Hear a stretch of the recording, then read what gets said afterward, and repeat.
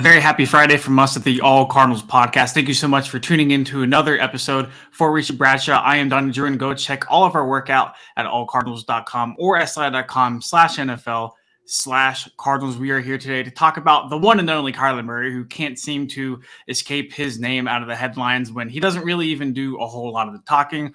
We'll get into that here in a little bit. Before, Richie, my man, I got some Sour Patch Straw Bites right here. Got the energy drink going. It's a Friday afternoon, my brother. How are you? I'm doing good. I got the Dr. Peppy on standby. I've got ASU basketball tonight, which I don't know if a lot of people saw that coming, but life is good right now. College basketball is heating up. We got March Madness next week. We got free agency next week. Life is good. Life is good indeed. This is a very pro ASU football and basketball podcast, and I mean you're already spotting the Locked On beanie, so go ahead and plug the podcast. Absolutely. Locked On Sun Devils, wherever you get your podcast, hit like and subscribe. Turn on notifications. Love to hear it. So we are here today. I don't know how long this episode is going to be. I don't think it's going to be super crazy long, but we just needed to talk about this. You know, I know we recorded on, I think, Tuesday or Wednesday, and it was kind of up in the air whether we would go either like today or Saturday or wherever it might be. Kyler Murray is in the news again for something he did not do or something he did not say, but rather one of his teammates, what he said.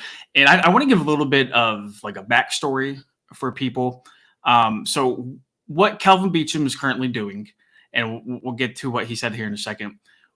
Kelvin Beachum, I think, is building he has like 2 wells in some country in Africa that he's like building. He's trying to garner support to help with like funding for like more. I forget the name of the country. But he's doing like interviews with like local like places, local like stations and stuff.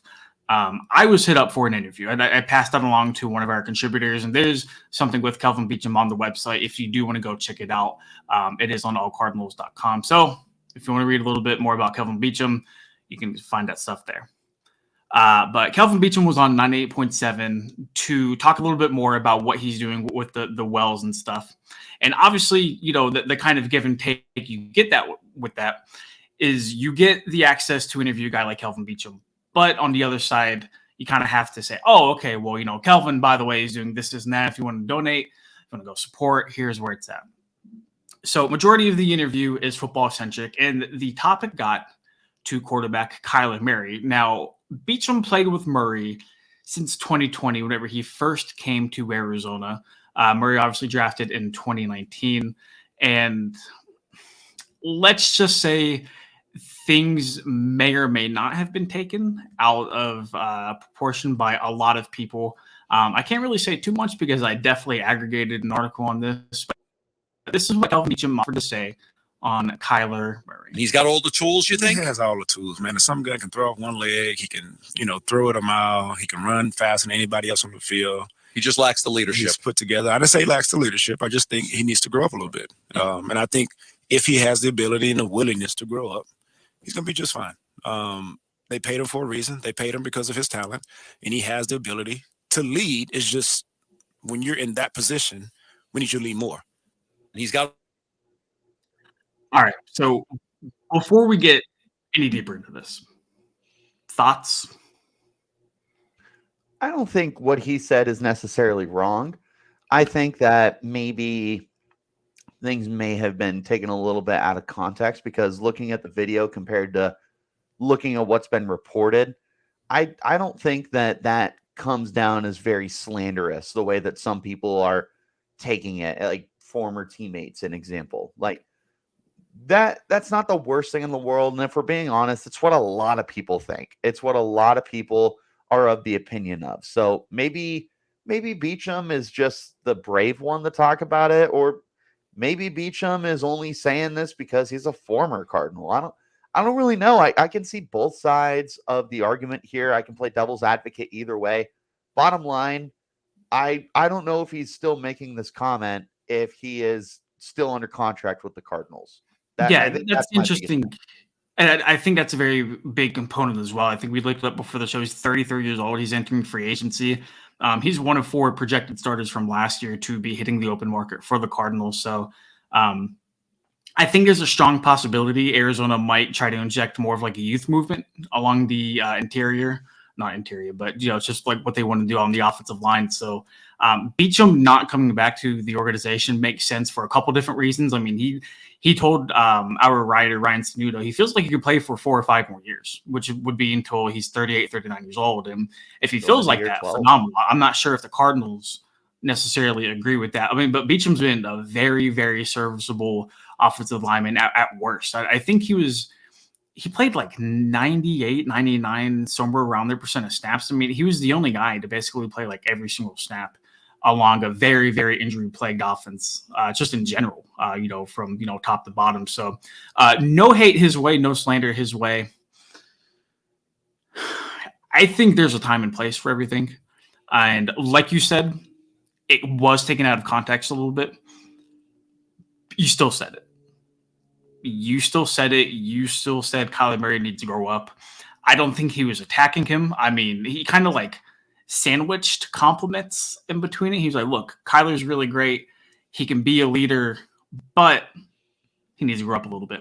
And like you said, not the first person to think that, not the last person to think that. I mean, Beachum's not even the only former teammate to say this about Kyler. Patrick Peterson has been very, very vocal about Kyler Murray's, no pun intended, shortcomings as a football player. But still, like you were in that locker room. The nameplate might still be up in the practice facility. I don't know. So a lot of people took exception to that, and one of those people being current Arizona Cardinals receiver Marquise Brown, who fired back on Twitter and said, I ain't never seen this much collusion from within. We got each other number, but stay again on podcast or tweet shit. It'll be different if it was addressed in person first because, one, Kyler Murray ain't never publicly bashed or talked down anybody, even after years of running for his life. A couple different shots thrown there. Amazed Hollywood was able to get that done in the character limit on Twitter, but he managed to do it. Thoughts? Real quick, shout out to my boy Hoodie Ramey. He is like the face of all the Ravens fans. So I thought it was funny that Hollywood picked up on that from Ramey. They clearly developed a friendship during Hollywood's time in Baltimore. So that doesn't surprise me that he would pick that up from Ramey and essentially take the torch that Ramey had started and continue it. So I kind of spun that into the way I'm going with it, not just a shout out there. But here's the interesting thing to me is there's a lot of like passion that's coming from Hollywood here. And there are legitimate, and this isn't a bad thing at all, but there are legitimate like ties with Kyler. There's going to be some serious bias when Marquise is talking about Kyler. They were roommates in college. They were really good friends. It was part of the reason why he chose Arizona when the Ravens were shopping him, was to come back and play with Kyler again. So when somebody is going to come sideways at Kyler, whether they come across very professionally like Kelvin Beachum did in the article, or if Richie Bradshaw's coming out and saying Kyler Murray is a loser, he's a punk, he's immature, he's pouty dwarf, whatever you want to call him. Clip it. You said it. Yeah, exactly. No context either. It's just Richie Bradshaw says this. When somebody's going to come sideways at Kyler, Hollywood's going to be the first guy to come to his defense. So this doesn't shock me that Marquise is coming out here. Here's the funny thing, and I think this is one of those you need to take it with a grain of salt, is Ramey says, don't you have his number? And then adds Kelvin Beachum, basically as a fan saying, like, why do you feel you feel the need to go on local radio and talk trash about your quarterback? And then obviously Hollywood saying that is not only going after Kelvin, but I mean he talks about, never public bash or talk down anybody even after 4 years of running for his life. He's also coming after Beachum at that point. Yeah. This is a sideways comment, and I'm not necessarily saying it's right or wrong, but it's definitely a passionate comment from Marquise Brown, who's defending at this point his friend, not the player. I think that's the biggest thing that I take away from this is it feels like this is a lot more of like Hollywood is saying like, don't come at my brother that way, rather than don't come at my quarterback that way. And again, not right, wrong. It is what it is. I'm not saying it's a bad thing at all. No, I think you kind of hit the nail perfectly on the head. I mean, when you look at how Kelvin's coming across, yep, hammer it down. When you look at how Kelvin Beachum's coming across, it's more so. I mean, we already established that. I don't think there's any like malicious intent to like drag Kyler's name through the mud, but at the same time, like knowing where we are in the world, knowing anything you say, especially a hot button topic like Kyler Murray, he's probably one of the more polarizing guys in the NFL at this point. Knowing when those words he needs to grow up leaves his mouth, you know what's coming. And like I'm sure his agent brought it up to him. I'm sure his PR people brought it up to him. Kelvin's a nice dude. I've talked to Kelvin a handful of times in the locker room. Super nice guy. Always gave me the time of day. I always appreciate it for him. He never came across as like a guy who would intentionally burn bridges on his way out. And I think you need to look at it as Kelvin Beachum, the 33-year-old man, as opposed to, like you said, Marquise Brown, former Oklahoma teammate, very, very good friend of Kyler Murray, still on the Cardinals roster. He's going to defend his guy. And part of me thinks he's sticking up for Kyler because Kyler does not address this very, very often. So do you remember whenever Patrick Peterson said a lot of stuff about him on his podcast during the season, and then Kyler went out and like, yeah, that's a little bit different, but Kyler addressed it. Kyler normally lets a lot of the talk slide. He sees it, but he normally just lets it slide because like it's not really his thing, right? He doesn't want to add more fuel to the fire.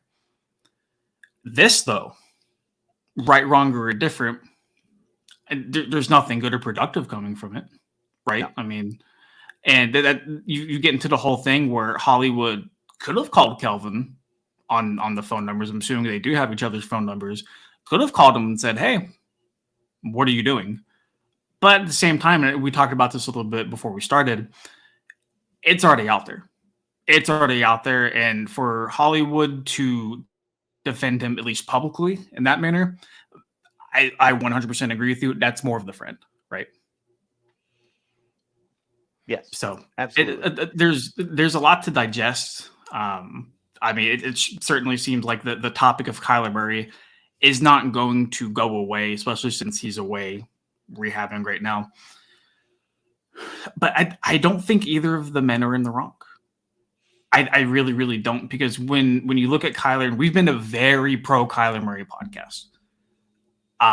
Talking with other people who cover other teams around the league, I can't tell you two people who have said a relatively nice thing about Kyler. The national perspective on Kyler Murray is not good for whatever reason, for various reasons. It's not good. So sometimes I feel like we're defending him on the show. It is what it is, but I think we like to see the good and the positive and players and people rather than try to nitpick and find things wrong with them. We know what kind of quarterback Kyler Murray can be, but I think both you and I can agree in order for him to take that next step and why there was such an emphasis on getting a head coach that was going to help mold him into the next step of his career. He does need to grow up a little bit, not in the sense of putting away the video games, not in the sense of, studying more than the 4-hour clause in his contract that's mandated every week, but more so just like carrying himself as, I guess, your ideal franchise quarterback. I don't know Kyler's leadership style. I don't know if he's a rah-rah guy. I don't know if he's a quiet guy. But like some of the things you do see comes across as immature. Right. No, it does. And it's definitely something that is like, it's good to be addressed. It truly is. Like, these are definitely things that can be concerning when you're the face of the franchise, you're the franchise quarterback, you're one of the most important players the team has ever had, kind of thing. But at the same time, there have been several occasions where this just flat out feels overblown, and maybe like people are making a lot of fuss about like the little things like making mountains out of molehills. But Yeah. bottom line is there have been multiple people to speak out at this point, former teammates, and I have a feeling we're not done yet. So hopefully, not so much this offseason, but I feel like more players are going to come out and say some things, unfortunately, right, wrong, or indifferent. And this is just something that Kyler Murray has got to embrace at this point. And he knows that he's got guys who are going to back him up. Marquise Brown is not the only guy in that locker room who's going to go to war for Kyler, right? Yep. And I know that Jonathan Gannon is going to go to war for him too, because that's his quarterback now. Like there's going to be plenty of people who come to the defense of Kyler, but there's also going to be plenty of people who come to criticize him and break him down and stuff like that. So it's just a matter of taking it in stride, making it fuel for you rather than something that tears you down. You know, as a famous wide receiver once tweeted, the enemy speaks kindly and carries a knife. That's every single receiver in the world. Recently, AJ Brown. Yep. I mean, what's the point of soldiers if you can't use them? Or Never. If you don't use them? Never. Nope, use them. you got it right. If you won't use them, never. NEVA. Hollywood. So before we do game. leave, I do want to sneak in here. Greg Dortch said on Twitter that he was coming back for 2023. Super quick. I mean, I think he was one of two EFRAs besides Antoine Wesley on the roster. Great move. I mean, it's not like gonna win you 7,000 football games within the next 10 years, but Dortch was phenomenal last year, and I feel like with Robbie Anderson out of the Chosen Anderson out of the picture, DeAndre Hopkins potentially on the move. There's a lot of room for Greg Dortch to really step his game up next year, and that's really exciting. I am very happy that Dortch is coming back. I'm currently working on a piece for the free agents the Cardinals need to prioritize. Dortch was on that list, and then he decided to re-sign, so he will no longer be on that list because obviously he's back. So love it. Love the move. I was definitely pro Greg Dortch when it came to bringing guys back. I think this is a really good decision for the Cardinals. Now you just need to get some size. Yep, absolutely. I think their tallest receiver after Hopkins leaves would be like, if they pending Antoine Wesley, 5'10", around there. Because you have Marquise, you have Rondell, then you have Greg Dortch. Right, and it's not as though you can't make that work, but you definitely want to have that variety in your wide receiver core. With that being said, I think they are going to go ahead and draft Deuce Vaughn. I mean, okay. I mean, if you look at Miami and what they're doing with like Waddle and Hill. I mean, like you don't need size for that, but like that's so hard to replicate. And like if you try to replicate that, if you're the Cardinals, you are not going to see the same results. Yeah. So just it is what it is. But Greg Dortch, welcome back. Obviously, two big fans on the podcast here. Woo! Yep. Big woo, quoting Ric Flair. All right, we're going to get out of here. Richie, any parting thoughts on Kyler Murray, Kelvin Beachum, Marquise Brown? I don't think so. I think we said it all. This just make it fuel. Don't let it tear you down. Make it still. Love to hear it. All right. For Richie Bradshaw, I am Donnie Druin. Thank you so much for tuning in to another edition of the All Cardinals podcast. Go ahead and like and follow our work at si.com/NFL/Cardinals or allcardinals.com. Go ahead and follow Richie on Twitter at RichieBrads36. Follow me on Twitter at Donnie Druin. Until next week when free agency frenzy is full throttle, we will see you then. Deuces.